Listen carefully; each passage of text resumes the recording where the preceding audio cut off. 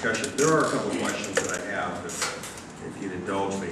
Jose raised the issue of, and I don't want to get into the specifics of this case, but I want to speak more in the generic. The issue of when the district attorney might be involved in a case like this. Is there, and I don't know that I saw it in your presentation, is there a guideline or a standard that you would use? In fact, if there were a complaint lodged against an officer, an investigation was done internally, and it was found that the officer was wrong, was in the wrong, and that the circumstances could possibly involve a crime. Is there a specific standard, or is it something that's sort of case by case, or, you know, how is that sort of looked at, reviewed when the decision is made to refer a case to the U.S. attorney or to the district attorney or to the attorney general?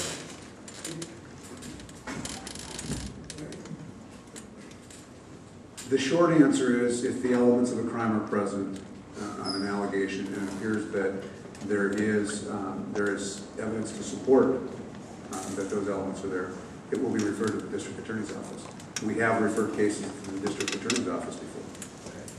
We are absolutely not opposed to it. In fact, it brings more credibility to a process. Would the public be aware of that when that occurs?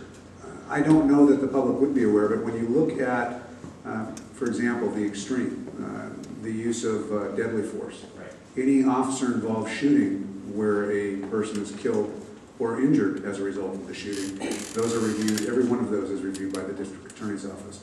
Anytime a police officer uses force that results in death, those will be reviewed by the district attorney's office.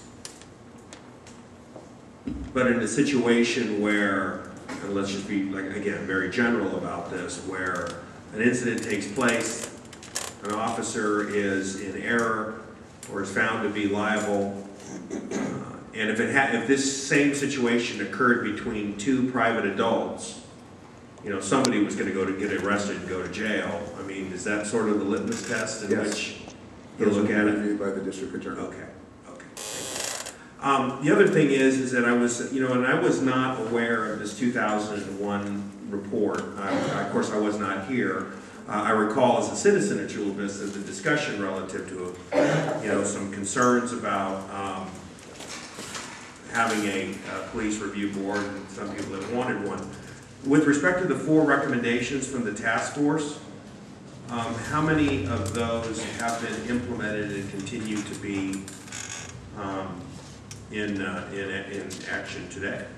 If you will refer me to a specific page, we can go over. Well, it's if you look at the summary on page 1, it says the main recommendation is that there is no demonstrated need. Again, this is 2001 for a civilian review board, and then there are 4 additional recommendations that have to do with a citizens task force. Sure. Complaint form to be revised, an annual meeting, and then a website with specific information on the process in which was just recently detailed. I'm with you. The first recommendation, formation of an advisory citizen board, that in fact has been done. The chief spoke of that earlier, and in fact we have representatives from that board, that committee in attendance this evening. Citizen complaint form being revised. That board meets quarterly. Quarterly. Generally quarterly. Now and are there minutes taken and yes, all of those? Absolutely. Because I'm sorry, I'm just not aware of that. Sure. The second recommendation, making the citizen complaint form more user-friendly. We have done everything we possibly can to make it user-friendly. We now provide a written document that's the first page on the form that explains the entire process in detail, why we investigate, things we investigate, the laws regarding the complaint process. That has been done as well. The third recommendation, the annual public safety meeting between the police department and the community. If you were to label it as a meeting specifically to discuss police issues, the answer is no. I say the answer is no because the reality is we are in the community all the time and give presentations such as the one this evening where the public is welcome, in fact encouraged to ask questions and to share their concerns with us. We do those several times throughout the year. So it's more of an informal rather than just the meeting with, you know, with a Absolutely. capital M. So in other words, if this subcommittee were to want to hold that meeting, and again, you're always in the community. I know that, you know, Richard Preuss and a number of employees of your department are always in the community talking about things, but, you know, they're typically not noticed to the public. It isn't really known that, you know, you can go there and speak to your, you know, your police department. So the reality is our community relations unit does get a number of those requests, and we are responsive as we can possibly be to those requests, recognizing that there are limitations. And I make myself available any opportunity I can, because I do think it's important to share the message. So whether it's labeled as an annual public safety meeting for people to share their concerns, or it's simply appearing before a community group and offering that opportunity, the latter is what happens more often than not. And then the final complaint, that is now on the web, or the final bullet reference a complaint process, that is now on the website. okay, great. And the only other thing that really struck me out as something that was lacking was fresh data on complaints and contacts and all of that. And would hope that I could refer that to the chief, and that a report can be made. I think that was sort of the starting point for this process in 2001. And I think really what the numbers that you showed indicated that, you know, back then at least, you know, we didn't have the recurring problems and the critical mass there.